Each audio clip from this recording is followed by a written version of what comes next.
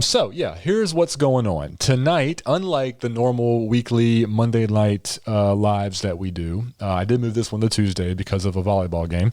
I'm going to be doing my customary live reading of the first chapter of my new book. If you guys have been hanging out with me for a while or over the years, you know that when I finish a book, and once it's been edited and once I get really close to release date, I like to just jump on here and just kind of celebrate a little bit, and I read the first chapter live. So we are officially, as of today, 2 weeks away from the release of The End House, which is my new book.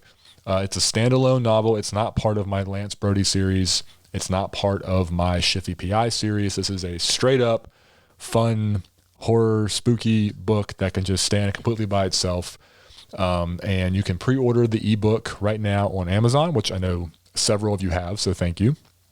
And then the paperback will be available sometime during the week of release. I've got the cover for that finished. I just got to get everything going to Amazon to get finished up. So that is what we're doing. I know a lot of my Patreon members, you guys got your early copies and your feedback has been very positive. Seems like several of you really, really liked it. So thank you. I'm glad. Beta readers, you guys have also been pretty positive about it. You did catch a few typos for me, which is nice. I always like to get those as corrected and get the book as clean as I possibly can before it goes out to the world, because no matter how many eyes seem to read the books, even though I do get it professionally copy edited and everything, like there's always something that gets through. So thank you. Yes, Martha says she loved it. So thank you very much, Martha. I'm glad you liked it.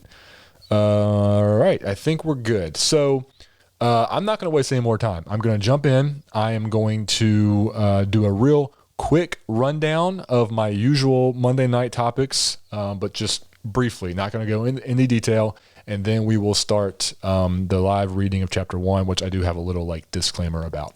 So what am I reading? Still reading The Little Friend by Donna Tartt. Slow going. It's a big book. Haven't been reading a lot. So no fault of the book, just not reading a lot right now. I did watch some stuff. I watched Mr. Harrigan's Phone, which Mike talked about, which is a new Netflix movie based on a Stephen King short story from the If It Bleeds collection, which was pretty good. I enjoyed it. Good movie for Halloween. Not super scary, not even meant to be a horror movie really, but got some spooky bits to it. And then I did watch the first episode of The Midnight Club on Netflix, which is Mike Flanagan's new horror spooky series. He did Haunting of Hill House. He did Bly Manor. He did Midnight Mass. He did the Gerald's Game adaptation. He did the Dr. Sleep adaptation. One of my favorite working writer-directors right now. So I'm enjoying that. It's based on a young adult book by Christopher Pike. And it's got much more of a more fun feel to it than some of his other stuff. Just a little more campy, but given that it's a YA novel, I can see why. But it's perfect for Halloween so far. I mean, just super fun and as atmospheric for sure. Anyway, that's it. I'm done. No more rambling. I'm going to jump into the first chapter of The End House. And the reason I did this and the reason I said there was going to be an asterisk is because this book is basically broken down into like 5 chapters. The whole book is only 5 or 6 chapters, I think. I don't know the exact count. It's less than 10. And those chapters are broken into like smaller little chunks. If you've read a lot of Stephen King's books, he does this a lot. He has like a chapter heading and then the little like 1, 2, 3, 4 subsections.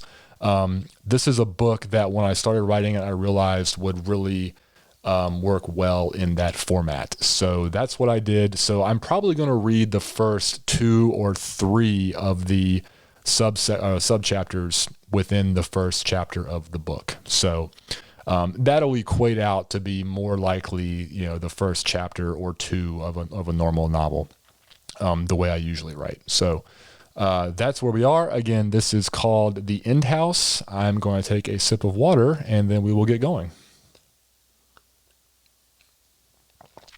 Okay. So The End House. This chapter is titled Declan, Part 1. The momentary flit of panic was over, thank God. It had been brief, lasting only 5 or 6 seconds after Declan Scheider had awakened on the floor of the cold bedroom.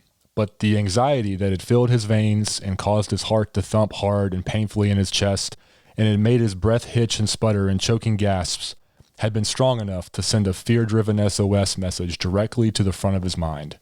You're going to die. Fear had grabbed Declan by the throat, the confusion of his unknown surroundings mixing with some underlying sense of worry and sadness and guilt. That's guilt, Dec. Had made it seem as though the bare plaster walls were laughing at him, the cracked ceiling staring down with a menacing grin, a knowing grin, like everyone was in on the secret but him.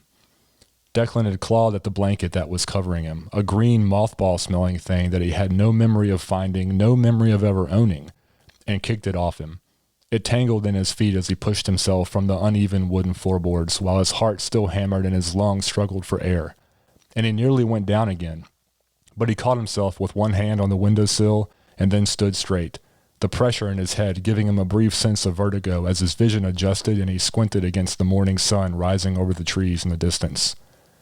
He was on the second floor of the house, looking down at the front lawn that was all dead grass and a few lingering patches of melting snow. Big, maybe a whole acre surrounded by tall pines. Snow-capped tops of a distant mountain range rose above the tree line. Declan's eyes settled on the mountains, let their majesty take hold of him. He steadied himself against the edge of the window and watched as the sun heliographed off ice melting from treetops. His lungs started to feel like they might be up for breathing again, and he took 10 slow and steady breaths, relishing the sweet air, feeling his heart begin to settle down. Confident he wasn't going to pass out or die, Declan let his gaze fall from the mountains and looked down to the yard. A gravel driveway snaked from a slim opening in the tree line and fed toward the house. He followed the dark path with his eyes until he was nearly looking straight down, and when he saw the U-Haul parked with its nose almost nudging the porch railing, all at once, the panic and fear and anxiety melted away like the ice on the tree limbs, and the memories felt as though they were literally rushing into him, pouring through a newly opened door to fill the space the way a crazed crowd of fans might rush to a venue's gate to try to get closest to the stage. The memories filled that open space in his mind and then arranged themselves to tell their story, to set his mind at ease. Oh, right, Declan thought, nodding to himself as he turned from the window, the heat of embarrassment flushing his cheeks. This is our new home. 2. Declan remembered it all clearly now, the truth of how he ended up in this house. Their house. He was glad that Nora and Knox weren't here yet. Nora would have been worried about him having the panic attack, would have asked him questions about whether he was still taking his medication, or if he made any effort yet to line up a new therapist now that they'd moved several states away from Dr. Pillsman's office. Declan glanced over to where the tattered green blanket had landed after he'd kicked it free from his ankles, and found his old leather satchel leaned against the bare wall. His pills were in there, he knew, and yes, he'd been taking them, even though he didn't really think he needed them anymore. He'd been doing great for years now. More specifically, he'd had no major incidents since the day Knox had been born. Parents always tell you the day their child was born was the greatest day of their lives, and now Declan understood what they meant. Something had shifted inside him when Knox had come into the world, as if a soothing balm had been applied to all Declan's internal wounds, a usurping happiness pushing out all the darkness that sometimes made him feel so crowded on the inside. Declan was glad Knox wasn't here yet only because he wouldn't have wanted his outburst to scare his son. Daddy needed to be strong, not panicky and frightened all because of 4 new and unfamiliar walls. He walked to his satchel and bent down to grab the strap, the floorboards creaking beneath his sneakers. The bag's leather surface was darkened with beautiful patina, telling a story of its own, and as Declan's fingers grasped the strap, he smiled at the memory that jumped front and center in his mind. Nora gifting the satchel to him the day after he'd told her he finally sold his first book. They'd gone out to dinner that night before to celebrate, and he'd never forget the way Nora had looked in that red dress, nor the lovemaking after. Plus, the feeling of accomplishment, the satisfaction at knowing that all his hard work and all their sacrifices had finally been worth it, was damn near euphoric in its own right. Knox's birth had been the best day of Declan's life, but the day his agent had called to let him know the book had sold was a very close second, closer than Declan would ever admit out loud to anyone. He flipped open the bag's flap and pushed his laptop aside and felt around in the inner side pocket for his pill bottle. In the chaos of ink pens and charging cords and some loose change, the pill bottle was absent. Declan thought. Must be in another suitcase, or maybe in the U-Haul. A fresh image flooded his mind, one of him pulling up to the house late last night, the truck's headlights splashing across the front porch and first floor windows. The windows, with some of their shutters broken and askew, had looked as though they were squinting against the light, like somebody had rudely awakened them. Declan had been driving all day and had been exhausted. He had no memory of even getting out of the truck and making his way to the bedroom, where he'd apparently passed out. He shouldered the satchel and patted the front pocket of his jeans, found his cell phone and called Nora. He should have done this last night, to let her know he made it to the house safely. She'd probably be pissed, and he wouldn't blame her. A lot can happen when you drive a big U-Haul full of furniture for... How many miles was it? God, I don't remember. Well, it had been a lot. Lots of miles and lots of hours, and he felt like a major asshole for not calling. Or did I? Maybe I did call when I got here last night. I just don't remember. He shook his head. The long hours behind the wheel had clearly taken a toll on him. Suddenly he very much wished he could find his pills. When he put the phone to his ear, it didn't even ring, the call instantly being forwarded to Nora's voicemail, which was just a generic robotic female voice telling Declan to leave a message. Nora hated hearing the sound of her own recorded voice, a pet peeve of hers that Declan would never understand since he always found her voice to be lovely, and she'd never recorded a personal voicemail greeting. Shit. They must already be on the plane, Declan thought. He waited for the beep. Hey babe, it's me. Sorry I didn't call last night. Well, I don't think I called. Sorry. It was a long drive. He laughed. Hell, I feel like I'm hungover, to be honest. I need to find some coffee. Anyway, I made it safe. I hope you had a good flight. Call me as soon as you land. I can't wait to see you all. Tell Knox I love him. Love you. He ended the call and slid his phone back into his pocket. 3. Declan stepped out of the bedroom and found himself standing in a dark hallway running the width of the house. The door he'd come through was in the middle, and there were 2 doors to his left on either side of the hall, and 1 to his right. Dust motes floated lazily in the light spilling from the room behind him, but the hall was otherwise still and silent and full of deep shadows. Stuffy in here, Declan said, making his way to one of the doors to his left and opening it. Inside, he found another bedroom nearly identical to the one he'd woken up in. Same uneven flooring, same bare walls and cracked ceiling plaster. No green blanket here, but an empty glass bottle sat upright in the far corner, towering over a discarded aluminum can lying on its side, as though the bottle were a fighter who had emerged victorious. Declan walked to the corner and leaned down, examining the bottle. Found it was pineapple-flavored rum, and the empty can was a White Claw hard seltzer. He smiled because these were exactly the kinds of fruity drinks Nora would choose, way too sweet for his own liking. Closer now, Declan saw the rum bottle wasn't completely empty.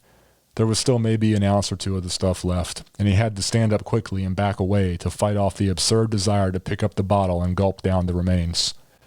His head swam and his vision was peppered with black because of standing up too fast, and as Declan turned slowly around and closed his eyes and took another of those deep breaths, just like he'd done as he stared at the mountaintops in the room next to this one, he heard a girl laugh. His blood went cold, his heart jumping into his throat. Declan shot open his eyes and turned around, the laugh having come from behind him, near the bottle. There was nobody there, of course. Why would there be? A gust of wind swooped from over top the trees and sprinted across the yard, whistled across the front of the house, a soft and muffled scream.